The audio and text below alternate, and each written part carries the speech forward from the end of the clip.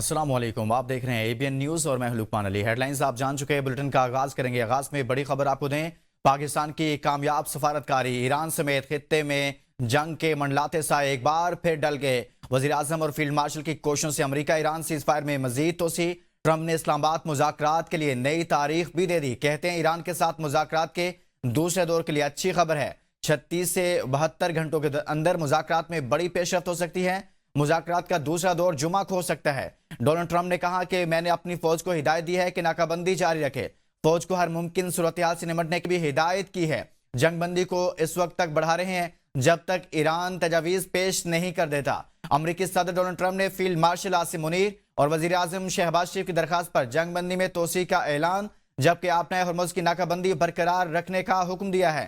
امریکی صدر Donald Trump نے سوشل میڈیا پر جاری بیان میں کہا کہ پاکستان کی درخواست پر حملے روک رہے ہیں۔ جنگ بندی میں اس وقت تک توسیع کی جائے گی جب تک ایران کی تجویز پیش نہیں کی جاتی۔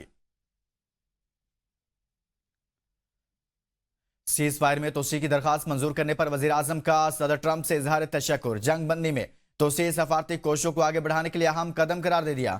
وزیر اعظم شہباز شریف نے فیلڈ مارشل سید عاصم منیر کی جانب سے بھی صدر ٹرمپ کا شکریہ ادا کیا۔ اپنے بیان میں وزیر اعظم شہباز شریف نے کہا، پاکستان تنازع کے مذاکراتی حل کے لیے اپنی سنجیدہ کوششیں جاری رکھے گا۔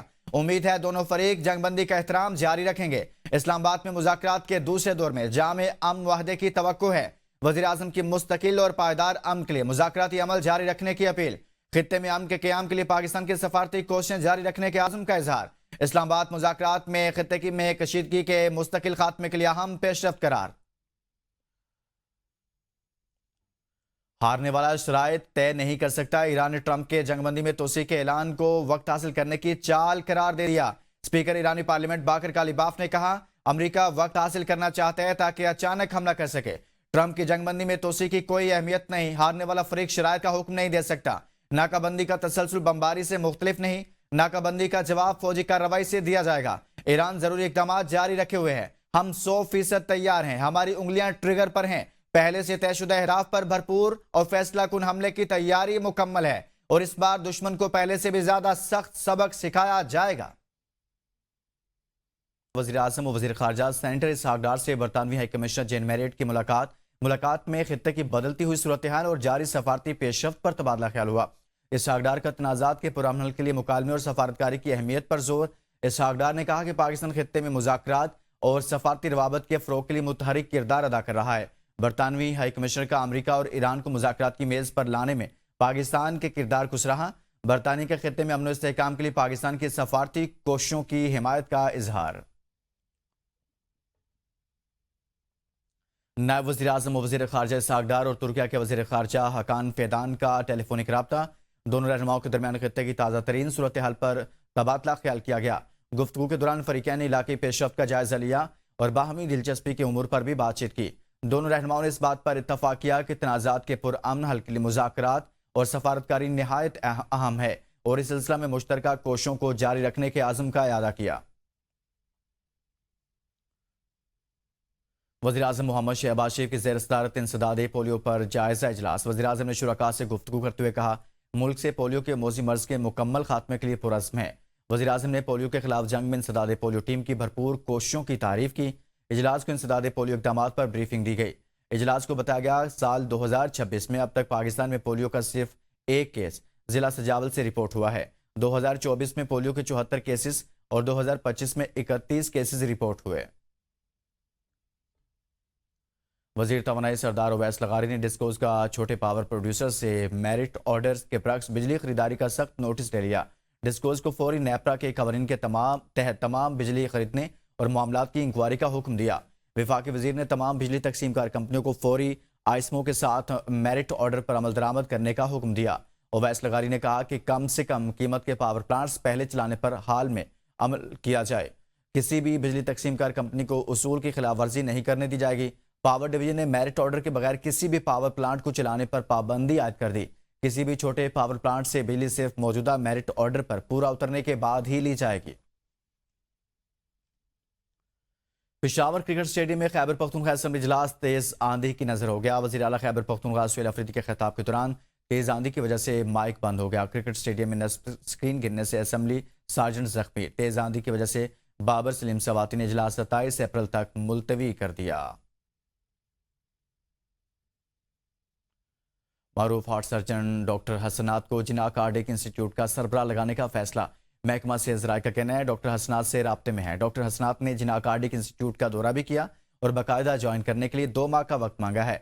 चेयरमैन वज़ीर आला पंजाब एडवाइजरी कमेटी बराए अमराज कल्ब का कहना है डॉक्टर हसनात को इंटरव्यू के बाद सिलेक्ट किया गया है। डॉक्टर हसनात पाकिस्तान में अपनी खिदमात सर अंजाम देना चाहते हैं। सूबाई वज़ीर सेहत ख्वाजा सलमान रफीक ने कहा डॉक्टर हसनात एक अच्छे कार्डिक सर्जन हैं। डॉक्टर हसनात के आने से अस्पताल में बेहतरी आएगी। डॉक्टर हसनात को लेडी डियाना के साथ दोस्ती पर शोहरत मिली थी। डॉक्टर हसनात का बरतानिया और ऑस्ट्रेलिया के अस्पतालों में काम करने का वसी तजुर्बा है। लेडी डियाना ने 1996 में दौरा लाहौर में डॉक्टर हसनात की वालिदा से मुलाकात की थी। डॉक्टर हसनात के मामू डॉक्टर जवाद साजिद खान भी मारूफ हार्ट सर्जन हैं। हजीरा के इलाके मदारपुर के मुकाम पर 2 नौजवान दरियाए पूंछ में नहाते हुए डूब गए। रेस्क्यू टीमों ने दोनों की लाशें दरिया से बरामद कर ली। दोनों नौजवान दरियाए पूंछ में नहाते हुए बेरहम लहरों की नजर हो गए। और एक और खबर आपको दें, अलीपुर के इलाके नलका अड्डा पर खेलते हुए 2 बच्चे नहर में गिरकर डूब गए। रेस्क्यू ऑपरेशन के बावजूद ताहाल दोनों बच्चों का कोई सुराग नहीं मिल सका। ताहम रेस्क्यू ऑपरेशन जारी है।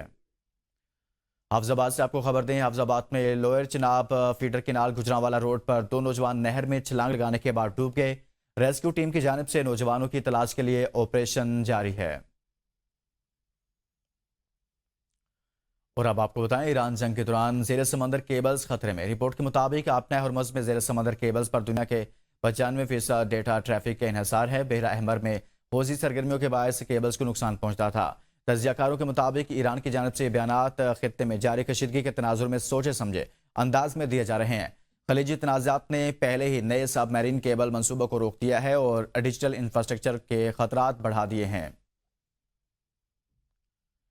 आपने हरमुज़ में ईरानी पासदान इनकलाब की फायरिंग का निशाना बनने वाला भारतीय ऑयल टैंकर सान माहर हेराल्डाइक क्रिप्टो फ्रॉड का शिकार हुआ। जहाज के कप्तान ने रेडियो पर ईरानी हुकाम को बताया कि उन्हें क्लियरेंस दी गई थी, ताहम ऐसी कोई इजाज़त जारी नहीं की गई थी। कप्तान ने कहा आपने मुझे जाने की इजाज़त दी थी, मेरा नाम आपकी फहरिस्त में है, लेकिन अब आप फायरिंग कर रहे हैं। बैनुल-अक़वामी मैरीटाइम रिस्क मैनेजमेंट फर्म ने कहा कि जहाज को जाली पैगाम मिला था जिसमें क्रिप्टो करेंसी बिटकॉइन के जरिए फीस अदा करने पर महफूज रास्ता देने का वादा किया गया था। कप्तान ने बड़ी रकम मुंतकिल की, लेकिन जब जहाज आपने हरमुज़ पहुंचा तो फायरिंग का सामना करना पड़ा। अमेरिका ईरान जंग क़यादत की बड़ी नाकामी है। साबिक अमेरिकी वज़ीर ख़ारजा जॉन कैरी ने कहा जारी अमेरिका ईरान जंग टाली जा सकती थी, ताहम यह सदारती क़यादत की नाकामी है क्योंकि इसमें वाज़ेह मकसद मुतय्यन अहदाफ की कमी है। यह जंग 2015 के जौहरी मुआहदे के सिफारती फ़वायद को ख़त्म कर गई। कैरी ने याद दिलाया सदर ट्रंप ने जौहरी मुआहदे से अलहदगी इख्तियार की थी और अब यह जंग इस बहस को दोबारा जिंदा कर रही है कि आया फौजी कार्रवाई जरूरी थी या मुज़ाकरात को दोबारा शुरू किया जाना चाहिए था। मुज़ाकरात में कोई रियायत या समझौता नहीं होगा। लबनान के सदर जोसेफ ओन ने कहा कि आइंदा मुज़ाकरात में लबनान का मौके बिल्कुल वाज़ेह है। कोई रियायत, कोई समझौता और कोई हथियार डालना नहीं होगा, सिवाय इसके कि जो लबनानी खुद मुख्तारी और अवामी मुफाद को यकीनी बनाए। उन्होंने बताया कि वो मुसलसल दीगर लबनानी रहनुमाओं से राब्ते में है ताकि जंगबंदी को मजबूत बनाने के लिए की जाने वाली कोशिशों पर नजर रख सकें।